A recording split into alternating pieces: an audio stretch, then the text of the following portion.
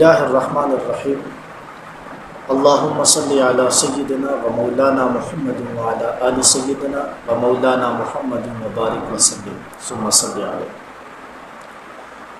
محترم ناظرین و سامعین، چونکہ میرا آج کل جو موضوع چل رہا ہے وہ غسل کے حوالے سے ہے، غسل کے حوالے سے عوام کے اندر ایک بہت بڑی غلطی جو پائی جاتی ہے، اسی غلطی کی نشاندہی کروں گا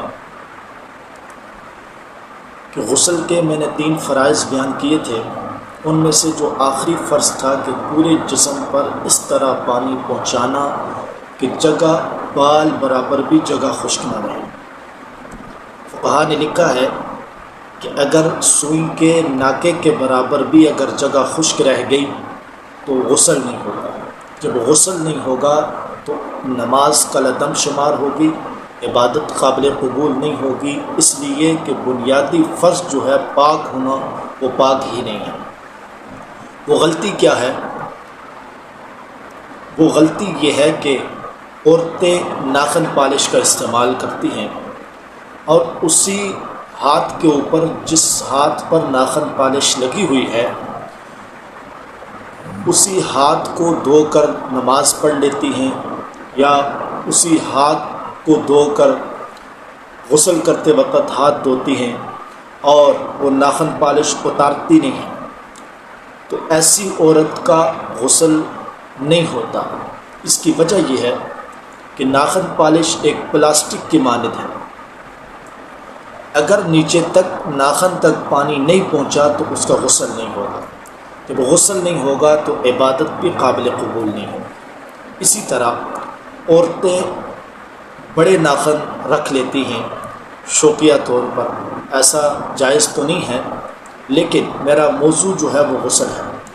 تو بڑے ناخنوں کے رکھنے کی وجہ سے اس میں گرد و غبار جمع ہو جاتا ہے، آٹا گوندتی ہیں، آٹا پھنس جاتا ہے، یا کوئی سخت اور ٹھوس چیز اس میں ناخن میں چلی جاتی ہے، جس کی وجہ سے پانی ناخن کے اندر تک نہیں پہنچتا، تو اس صورت میں بھی غسل نہیں ہوتا۔ اور چوتھی یہ چیز ہے مردوں کے لیے کہ الفی استعمال کی جاتی ہے، یہ مرد و خواتین دونوں استعمال کرتے ہیں۔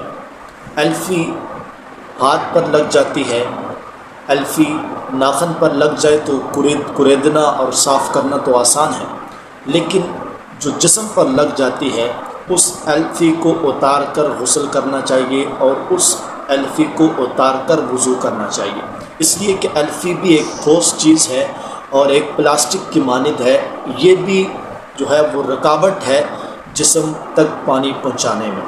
تو جب تک جسم تک پانی نہیں پہنچا تو اس وقت تک غسل نہیں ہوگا، جب غسل نہیں ہوگی تو باقی عبادات بھی قابل قبول نہیں ہوگی۔ اور تیسری چیز یہ ہے کہ انگوٹھی مرد و خواتین دونوں پہنتے ہیں۔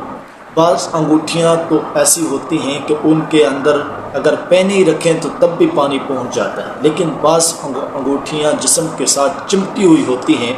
فقہا نے لکھا ہے کہ ایسی انگوٹھی کو اتار کر غسل کیا جائے، ایسی گھڑی کو اتار کر غسل کیا جائے۔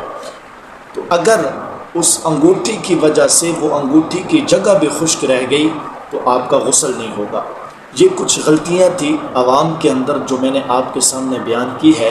امید یہ کرتا ہوں کہ جو یہ غلطی کرتا ہوگا اس ویڈیو پیغام کے ذریعے سے جب اس کو یہ پیغام پہنچا تو اس کے بعد اس غلطی سے گریز کرے گا اور اس غلطی سے اجتناب کرے گا۔